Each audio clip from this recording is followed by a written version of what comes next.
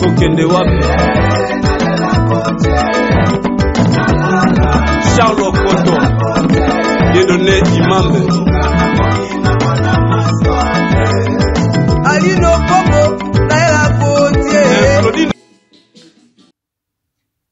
Mbote bandeko, eza bongo mama Nicole Moisanza.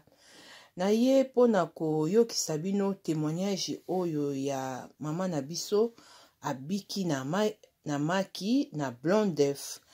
Alors bandeko na ngai na asili naza kobeta sete likambo ya maki oyo ndenge eza kobikisa, ndenge eza kotraite ba santé na biso.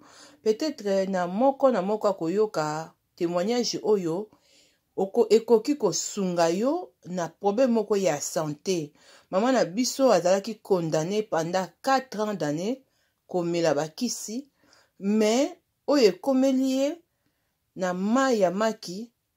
Donc ezali ba miracle ya Nzambe kaka ndenge nalobaka ke eloko oyo Nzambe asali na mokili ezali puissant, même nature.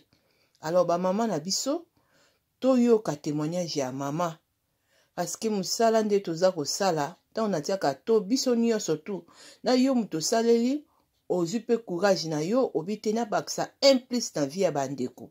Eza kaka mama Nicole ye moko aza kosala te. Mama Nicole aye ya bandeko tosungama yo mpe oza mpe wana mpo osunga mpe bandeko na yo. En tout cas tolanda témoignage ya mama na biso. Merci beaucoup la famille. Bonsoir, Maman Nicole Moisanza. Juste un peu ça, moi témoignage par rapport à Maki. Ça fait 3 mois. Mais la Maki parce que nous avons un problème, il y a cholestérol. Alors, et ça là qui depuis 3 mois, nous avons mis la Maki. Comme ils ont pesé, ils ont cocaté dans d'autres mois, miel mouquet. Après, pour la santé, je me suis dit, Namela Kaka. Après, j'ai évoqué contrôlé par médecin.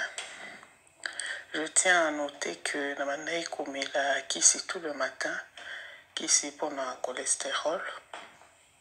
Ça fait au moins 4 ans. Oui, 4 ans. Et puis, quand on a dit au Mélama qu'on a 3 mois, on a 5 qui par médecin. On a 5 qui par médecin. Ça va contrôle. Tant on a eu pas médecin, ça n'a pas contrôle. Parce que chaque année, ça n'a pas contrôle. On a dit non, tu continues à omela, car à nous, on a ça qui est la même chose, ça va sous contrôle. Après, le cholestérol n'a commis normal. À tout le monde, il y a ça nini, il y a contrôle l'alimentation.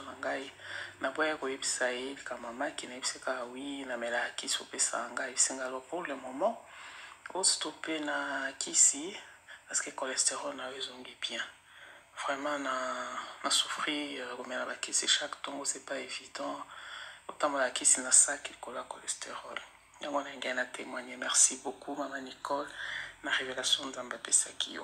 Merci, bye.